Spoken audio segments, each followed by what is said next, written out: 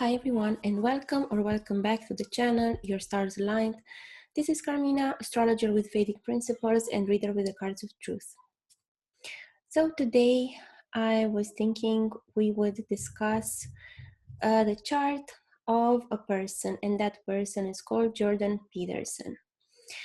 And why I wanted to discuss this chart today? Well, there was a discussion on an astrology forum that I am part of, and quite frankly, the name Jordan Peterson didn't ring a bell to me.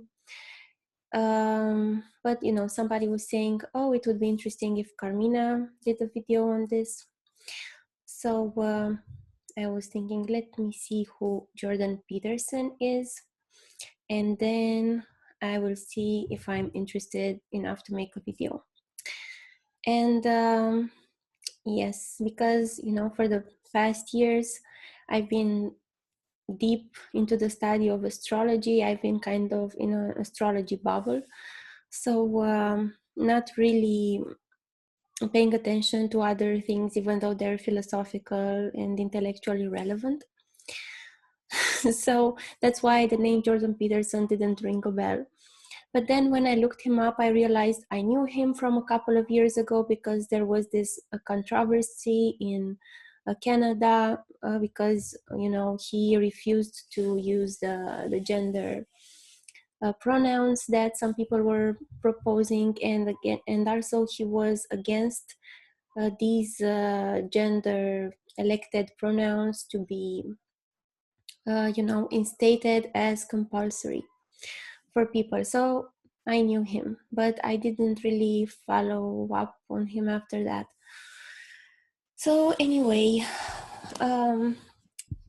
we are going to look at astrological indications in his chart that show his career, that show like main events in his life. And I'm not here to debate, to discuss his ideas. So if you want me to see if you want to see me do that, it's not going to happen. I'm just going to look at cold hard astrological facts. Okay, so before we go on, I'll just let you know that I have a website, yourstarsaligned.com, and there you can find some articles on astrology and on the cards of truth, as well as courses that I teach and I taught, recordings of past courses, as well as the reading services that I offer. Okay, so that being said, we will be looking at Jordan Peterson's chart without a birth time, but we are going to speculate on an ascendant, on two possible ascendants. Of course, his birth data is not available to us, it's not public, so I will present to you my arguments for why I think he's of a certain, ascendant. And if you disagree with me, please let me know in the comments your theories, because I'm very interested to know.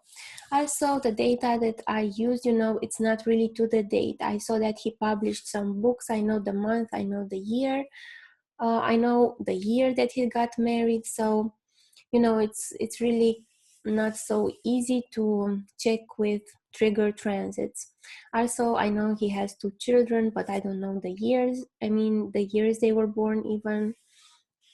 So, we will work with what data we have available. So if you have more specific information, please write it down in the comments below.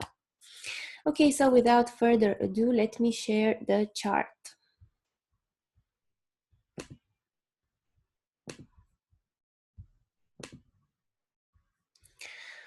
Okay, so this is a South Indian layout of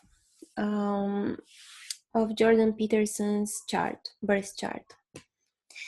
And one second, a bit of vanity here. So, regardless of the time of his birth, according to ancient Vedic principles, his soul planet will be Venus. Why is that? Because the soul planet is the planet with the highest number of degrees in one's chart. So the only contender for Venus as a soul planet would be the moon. But up to the end of the day, the moon won't advance in degrees as much so that it would surpass Venus. So it won't go over 24 degrees because the moon moves very slowly, like 1 degree in 2 hours. So, as I was saying, his soul planet is Venus. And I think that Venus is also on his ascendant. I have two theories, either he's Gemini or Cancer ascendant, and I will explain both to you. So first, okay, so what does it mean a person has Venus as a soul planet? Well, Venus is a planet that is one of the Brahmin planets, so it's one of the teacher planets. So it would explain one of his main occupations, which is teaching. He's a teacher. Also, Venus is in Cancer here, and this is a combination for authorship, which he did. He authored 2 books. And again, another combination for authorship in his chart is if we look in his 9th divisional chart. So what is the 9th divisional chart? It's the chart that shows the fulfillment of a person's path. And here we look at the soul planet, Venus, it's in Aquarius. So it's a humanitarian sign. So regardless of people's opinions, you know, astrologically, this is a person that's very preoccupied with bringing something of value into the world, something that people need. And he's very preoccupied with, you know, reaching out to people on a larger scale. And also, you can see that Venus, his soul planet, is joined by the moon and Mercury. So more authorship combinations, because the moon with Venus is an authorship combination and the moon with Mercury is an authorship combination. And Venus with Mercury together make a person charming. So that is that, all in the sign of Aquarius. So a heavy emphasis on these humanitarian Aquarian traits. Also, in order to prepare for this, in order to study his chart, I looked at some of his, one second. I looked at some of his interviews because I was curious about the words he used, not necessarily, I don't want to judge his ideas or anything because that's none of my business today. I just wanted to see the words he used and what I could find out from him from the words that he uses. So I watched about like 10 videos of him talking, and I see he talks a lot about negotiation. And he talks about that in different contexts. He talks about negotiation in a social context. He says, in the world, you're always in the position of being either a slave or a tyrant. So there's always, room for negotiation. And yes, he also talks about bad deals. And so he talks about negotiation in the context of the world, of you as an individual in the world. He talks about negotiation with yourself because in order to be more productive, you have to treat yourself like a person that you care about. So you have to negotiate with yourself all the time and say, okay, if you do this, maybe you'll get this reward. So you have to not act tyrannizing with yourself and act like a slave, because he says, that the way most people lead their lives is by cracking the whip for a short amount of time and then procrastinating for a large amount of time, and that's a bad deal. So, you know, this talk about negotiation, and then he talks about negotiation with the spouse. He talks about you know, the worth of the relationship, and he talks about the worth of the time that you spend. Like the time that you don't spend well is a bad deal, so it's not worthwhile. So this fact, I mean, this rhetoric, the way and the fact that he talks so much about negotiation is a very Venusian thing, because Venus is all about worthwhile things. It's about, you know, finding also compromise, because Venus rules two signs. It rules Taurus and it rules Libra. And Taurus is all about worthwhile, earthy things, about stable things, and Libra is all about worthwhile social interaction. So his rhetoric, even treating yourself, like, and the way you manage your time with yourself as a negotiation, as well as the way he talks about, you know, the relationship with yourself and the way you manage your time is a good deal or a bad deal. That those are very Venusian traits. So you know, it's really interesting how his soul planet comes across, and you can find this out with anyone. Like you will spot, like if you know some things about the characteristics of the planets, you will easily spot the prominent planets in one's chart by just by the way they are behaving, by the way they look, and by the way they talk. Okay, so Venus is his soul planet regardless of his birth time, that we know. And you can see here Venus in Cancer, authorship combination. Moon with Venus and Mercury, authorship combination, regardless of his time of birth. Okay, so what else have I noticed when I heard him talk? First, we're going to go over the things that do not change with the birth time. And then we're going to go over the things that may change with the birth time. And I'm going to offer you my reasoning for why I think he has a certain ascendant. Okay, he has, you know, Saturn with the South Node. Don't pay attention to the house yet. But Saturn with the South Node in Aquarius. So a very well dignified Saturn. I think it's in Mula Tricona, exactly. So Mula Tricona is a portion of a sign for where one planet is mostly energized. And for Saturn, it's in Aquarius until, I think, until 15 degrees or something. And you know, this person has a past life background, a past life or ancestry, like his ancestors were really hardworking people. And also the hard work they did was pretty meaningful, and it was in the service of other people because of Aquarius here, and because Saturn, Ketu's Lord, good dignity, you know. If Saturn was debilitated or afflicted in some other ways, you might, you know, you might doubt about the productiveness of these people's work. But you know, since it's here in this very highly energized position, you know, this is a person who's very capable and a very hard worker and interested in improving other people's lives. Again, an emphasis on Aquarius as it was here.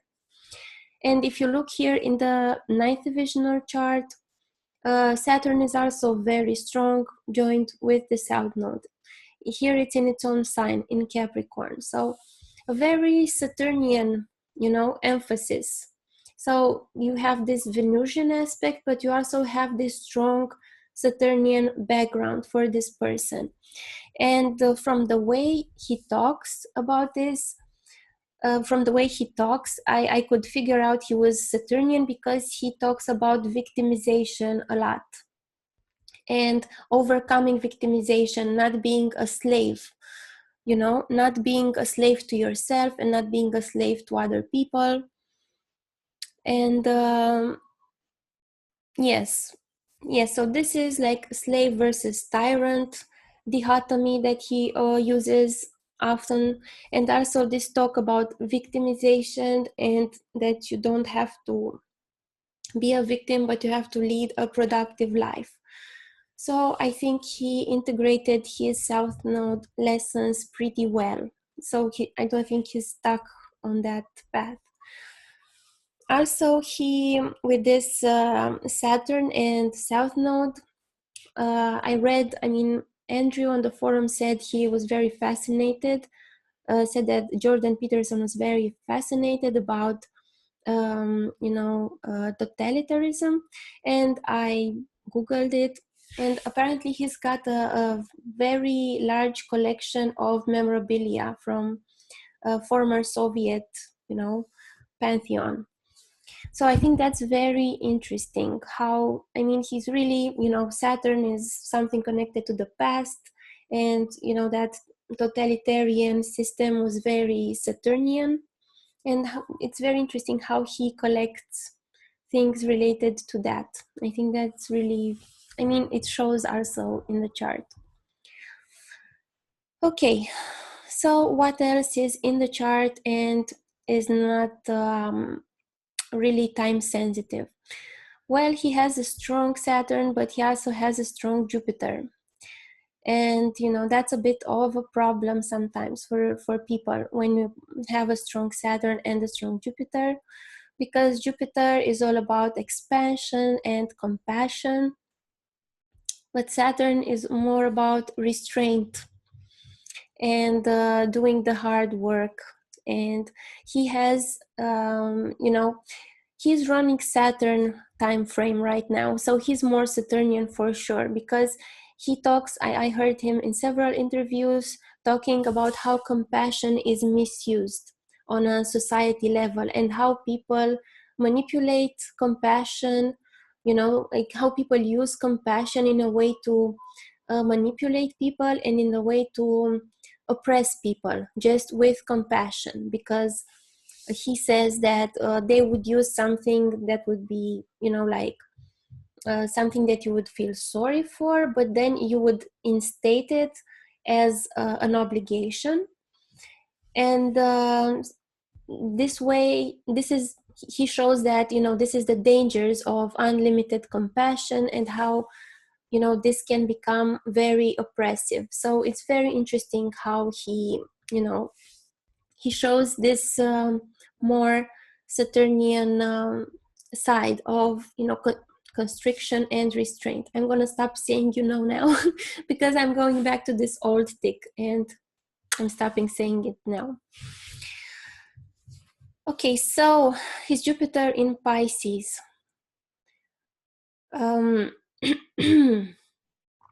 Jupiter in Pisces is also important. A good Jupiter is important for a person who's a philosopher, a guru. His soul planet is the other Brahmin planet, and Jupiter is well dignified in his chart. But there is that contradiction between Saturn and Jupiter. And often with philosopher, you will find that they have either Jupiter with Saturn or Jupiter starved by Saturn, or both a strong Saturn and Jupiter in their chart, because there's always this dichotomy that makes them want to express their doubts and their feelings, and their, philosophers haven't figured things out completely, I would say, because if they had, they wouldn't be talking so much about it. So people who talk very much about their doubts and about their beliefs, it's just because they haven't really come to peace with it. That is my theory. You can disagree with me on that. What else does he have that is not time sensitive? He has Mercury with the Sun. Mercury with the sun is a combination that makes one very skilled. And it's a combination for intelligence. It happens in 80% of the charts because Mercury is always close to the sun. But it's important to look at the dignity, and we see that Mercury is in its own sign, so very, very well dignified. So that's a plus, again, for his intelligence.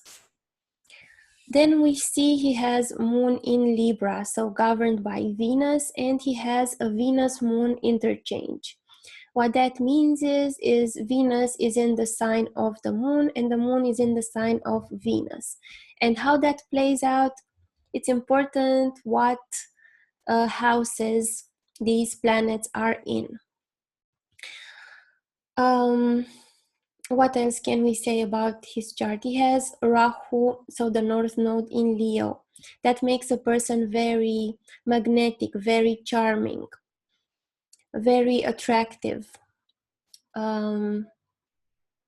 What else can we say? Yes, this person comes from a past life background of working with groups and integrating with groups, and now he has to create his own kingdom, which is Leo.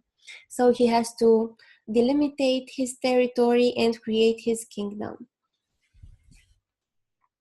He has Mars in Taurus, and regardless of his birth time, Mars will be his Darakaraka. So the planet with the lowest number of degrees in one's chart is called the spouse planet, the Darakaraka. And it shows some of the qualities of their spouse. So his spouse planet is in Taurus here. It's manifested by Venus because regardless of the house location, the way Parashara and Jaimini talk about Rashi aspects, the fixed signs are aspected by the movable signs, which are Cancer, Libra, and Capricorn in this case. So the ones that are facing it and not the one that is next to it. So it's not aspected by Aries. So his spouse is aspected and manifested by the Lord of Taurus, Venus. It's also aspected by the moon, and that's it. But it's very interesting because, okay, so she's a feisty person. She's Mars, but at the same time, she has a Venusian quality and Venusian and of healing. And actually, I looked it up because I was curious, and his wife is a massage therapist. And Venus is also the planet that rules healing and massages and spas. So I think that's very interesting how it works out. Okay. What else can we say? We can talk about his avashtas a bit as well. His sun is a bit starved by Saturn. So maybe earlier in his life, he was feeling that by pursuing his ideas, he would be punished somehow by society. His Mercury is agitated and delighted by the sun and starved by the moon. Interesting. So people who have this Mercury starved by the moon, they tend to take things very personally. And the moon is your needs, your immediate needs, and the way you adapt to the environment. And Mercury is the way you organize things. It's the way you plan things. It's also your friends.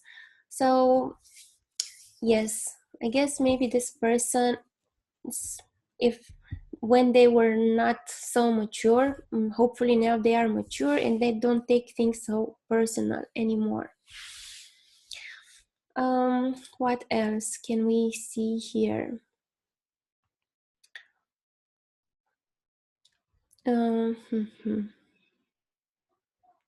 Jupiter is a bit starved by Mercury. Well, 170 is not a bit by Mercury and by Venus. Yes, So I think I'm going to be a bit sassy, but I think this is another philosopher problem where you don't see the broader picture because you maybe lose yourself with details a bit, like Mercury starving Jupiter, and also you think that, you know, you're not going to fit in socially. So this is Venus starving Jupiter. Yes. Yes, there's also some emotional neediness, but in order, because he also worked as a psychotherapist for until last year. In 2017, he stopped. He had like 5 clients a week, but he stopped his practice because he wanted to focus on other projects. So in order to work with these people, you also have to have some of this um,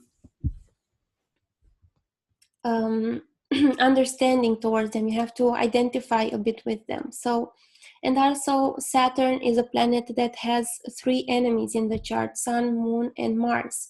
So it's difficult to see a spotless chart for Saturn. I don't think that exists. But because his Saturn is in Mula Trikona, so the most energized position for Saturn, it's gonna have a buffer until these things get to him. So I don't think he also has a lot of help from Mercury, which makes him plan things well, and he also has a lot of things from Venus, when he always asks himself, is this practical for me to do? Is this state or feeling practical for me to wallow in?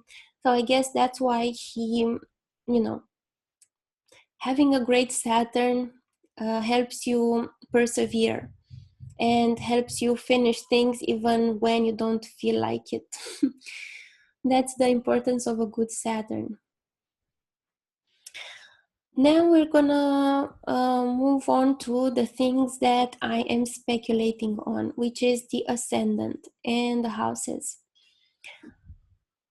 So I am a bit torn between Cancer ascendant and Gemini ascendant, and I'm gonna tell you why for both.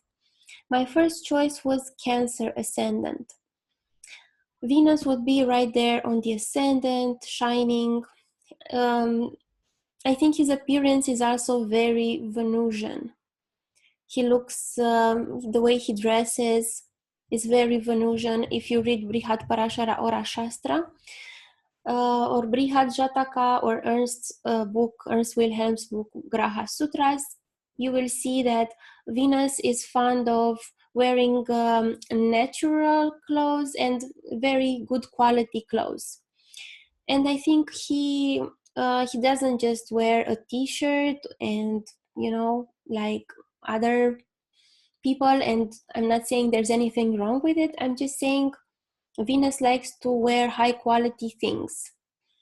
And the way he presents himself, I think, is very Venusian. But again, I'm going to be devil's advocate, and I can say maybe uh, it's because Venus is his sole planet anyway, so it doesn't have to be on his ascendant. But hear me out a bit.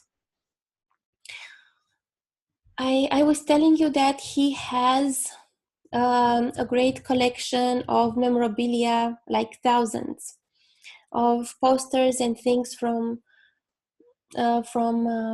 Soviet totalitarianism era.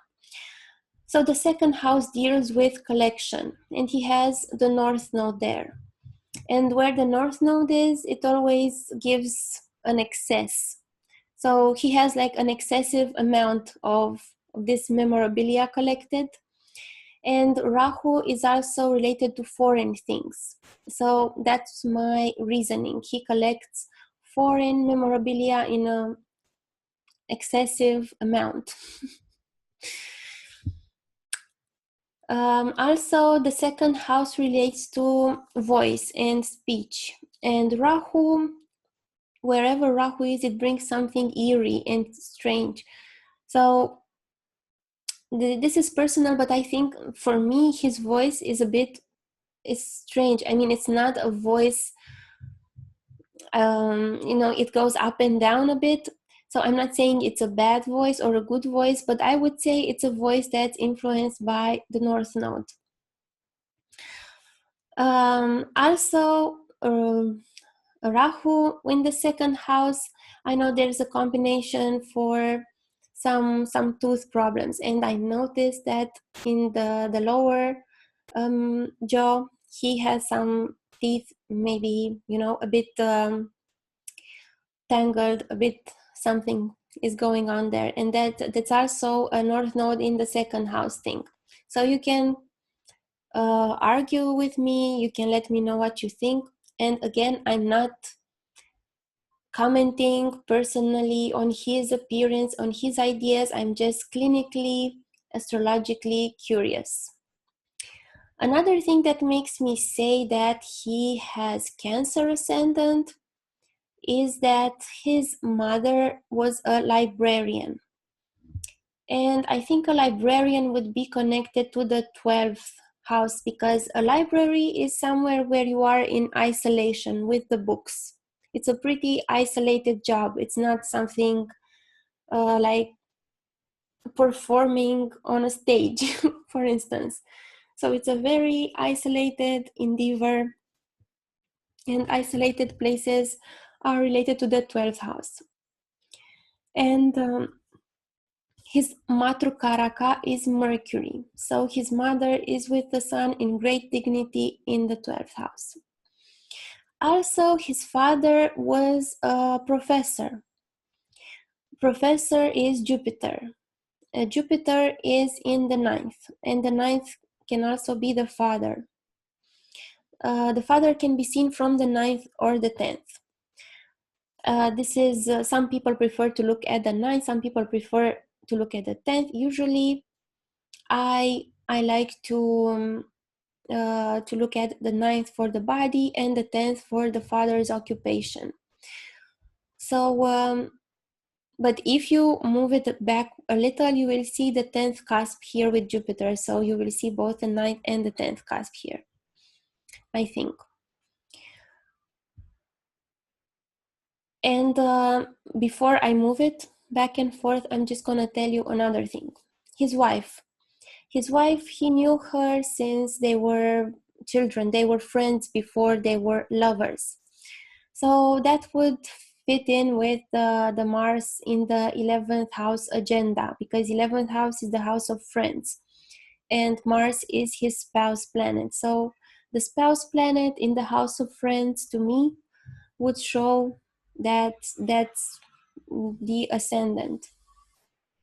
And also Mars being connected to Venus and to the moon would explain her profession. She's a massage therapist and also a Kundalini practitioner, Kundalini yoga and Hatha yoga practitioner. So yoga has to be involved with the body, which is the ascendant. Now I'm talking about his wife's body. Okay, so this is a time of 7:30 a.m. and now let's try a time of 7 a.m.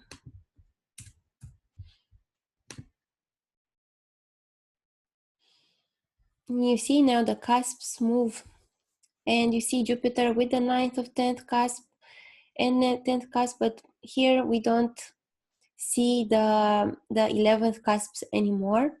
However, we see the 11th cusp with Aries, and Mars is the lord of Aries. So that would connect his wife to friends. So I'm still hanging on to that. And Jupiter with the 9th and the 10th cusp would also explain his profession as a professor, a philosopher, author, because all of that has to do with the 9th house. I don't think he would have Saturn in the 9th house. That was my other alternative. If he has Gemini ascendant, he would have Saturn with the 8th or with the 8th and 9th cusp in the 8th Rashi. But I don't think I don't think that's accurate. Also, you will see here that Venus, his soul planet, is aspecting the 8th house. And for a psychologist, one of the career factors involves the 8th house because it's the house of taboos, of deep psychological analysis.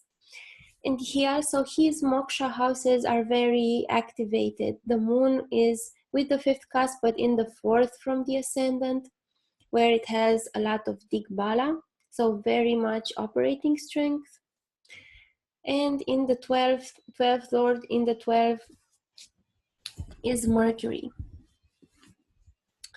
Also 2nd lord in 12th, so expenses here on Rahu, things like collections.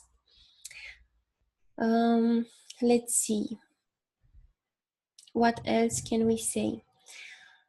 So yes, this is one of my suggestions, that he has a Cancer ascendant with Venus in it. By the way he looks and by the way he talks, this is one of my suggestions. One counter argument that I give myself for this is that Cancer is usually said to have a stout body, and he does not look like that at all.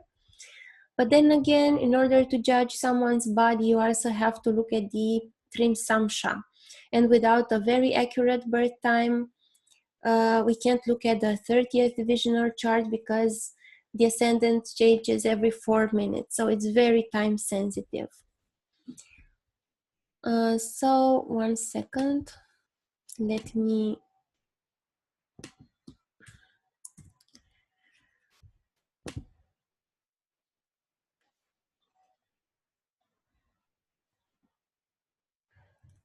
Okay, so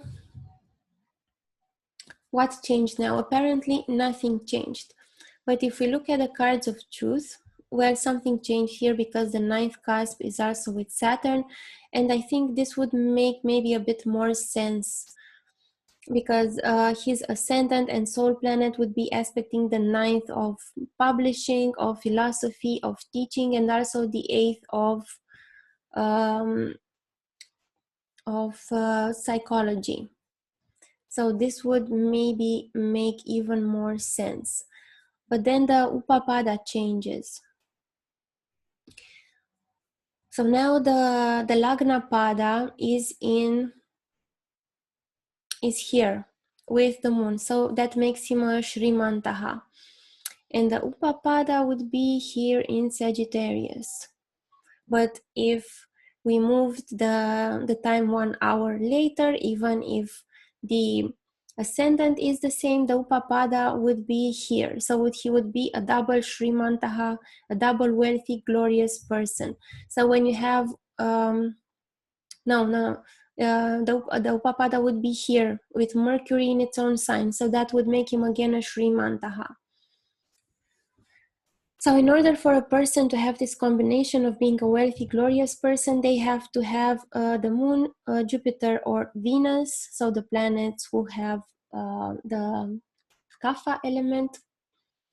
They would have to be in certain positions in the Upapada or the Lagnapada, which I'm not going to describe how to calculate, just take my word for it. And that's why it's tricky. It's tricky. So if he's born at 6 a.m., something that changes is also, so I'm pretty sure he's still running Saturn time frame right now, because and Saturn Jupiter also, because he moved a bit from his practice towards being more visible. So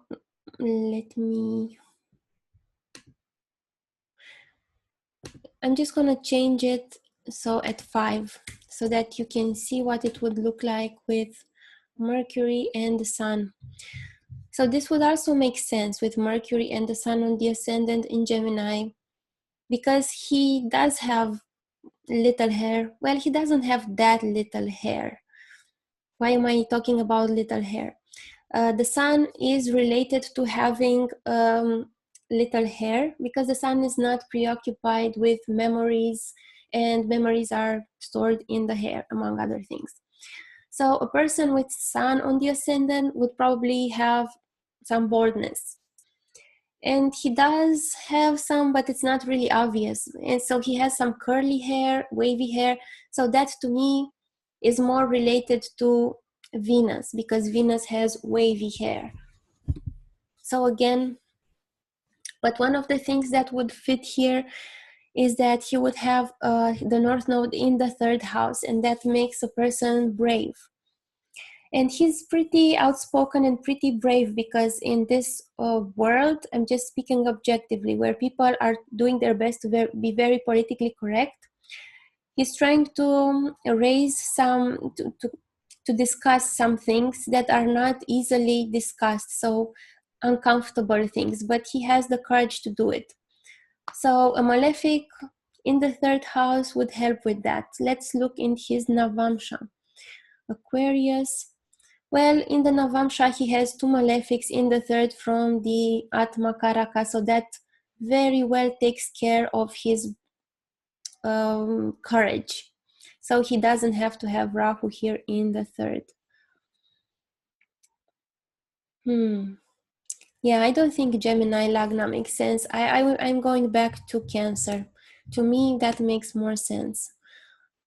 So let's go to 6 a.m. But even with Cancer ascendant, we still have some questions. Because if you practice the cards of truth, you know that the birth card of a person changes with the sunrise.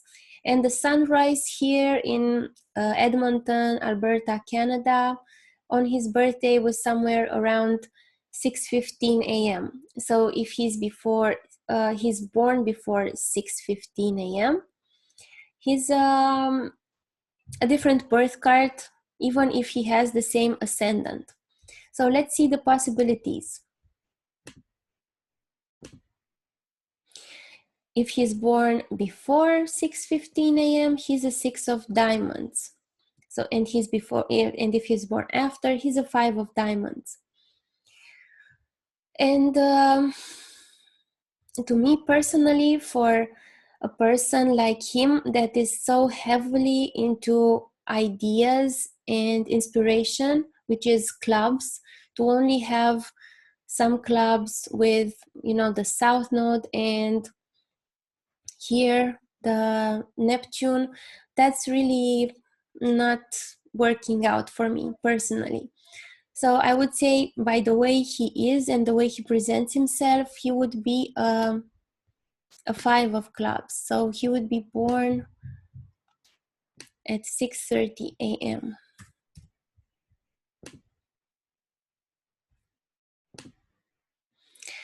So here you can see if he's born at 6:30 a.m.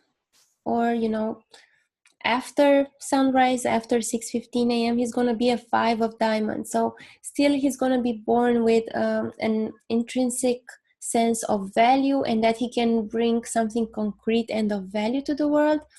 But also you have his ascendant and his soul planet on this Jack of Clubs card, which is very, very intellectually oriented. It's like starting a lot of projects, bringing a lot of new ideas into the world.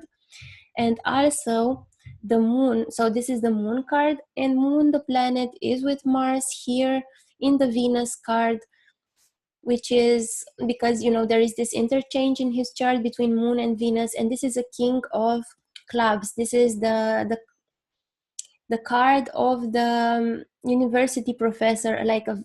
I'm not saying that everyone with a 5 of diamonds, of course, is going to be a university professor, but you have to also look at the planetary combination and at the cusps. So his moon, he has moon and Mars here with the 12th cusp, which is, I already said that his His Dushtana, his moksha houses are very emphasized. So let's see what else. 12th, fifth cusp is creativity and writing as well. It's related to writing. So Venus ruling the fifth cusp makes sense.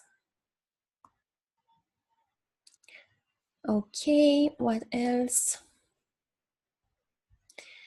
He's on the path of the two of spades. So finding a cure, physical or psychological. He's on the path of finding a remedy. And I think that describes him pretty well. Let's look at. So this is when he published his new book this year, like in January 2018. So he either published it here or here, but I think it was after the 7th of January. I see the 9th cusp here of publishing. I see the 10th cusp here of public exposure, and I see the 6 of diamonds here of financial success. So I think that's very interesting. So I stick to my guns and I say he's a Cancer ascendant and he's born after 6:15 a.m. So somewhere between 6:15 and 7:30. But I would rather lean towards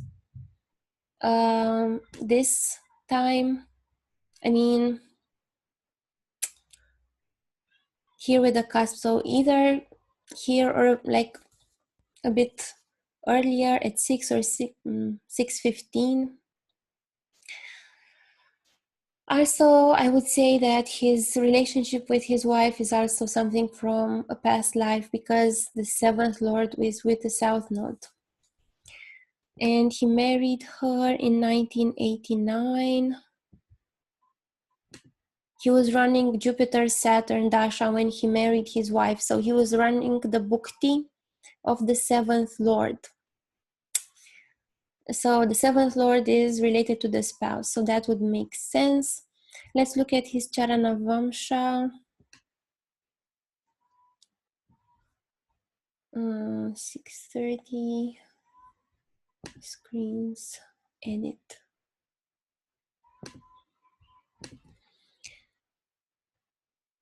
Let's put it like 7.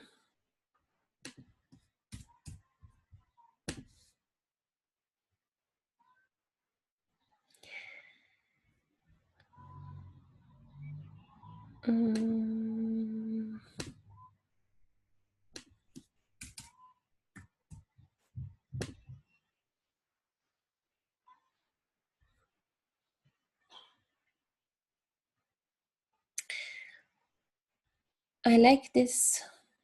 I'm going to tell you why I like 7:30. If we look at the Charana Vamsha Dasha, which is a Gemini timing system, right now he's running a Virgo Gemini. Well, almost.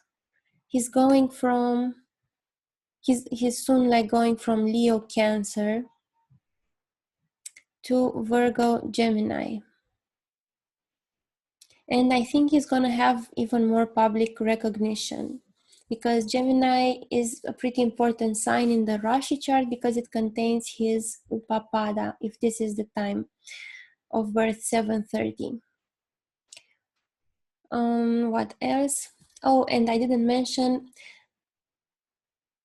either way, even if the ascendant is Gemini, and or the ascendant is Cancer, he would still have a Maha Parivartana Yoga, because in case his ascendant is Gemini, his 2nd Lord would be interchanged with the 5th Lord.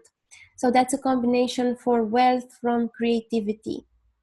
And if his ascendant is Cancer, then his 1st Lord would be interchanged with the 4th Lord, the 4th Rashi, not cusp. We are talking Rashi signs here. So that is another combination for, what did I do?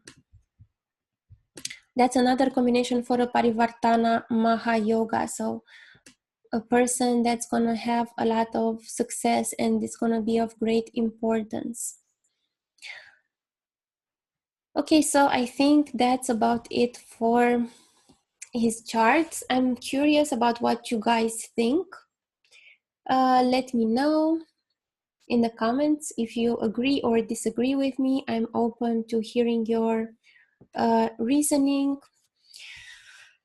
It was really interesting for me to look at this chart, and I'll see you soon, actually very soon, because later today I'm going to have a live video with Nishi Pandit, Vedic astrologer and Ayurvedic practitioner. We're going to be talking about medical astrology, health, remedial measures, and we are curious about what you guys would like to learn on these topics.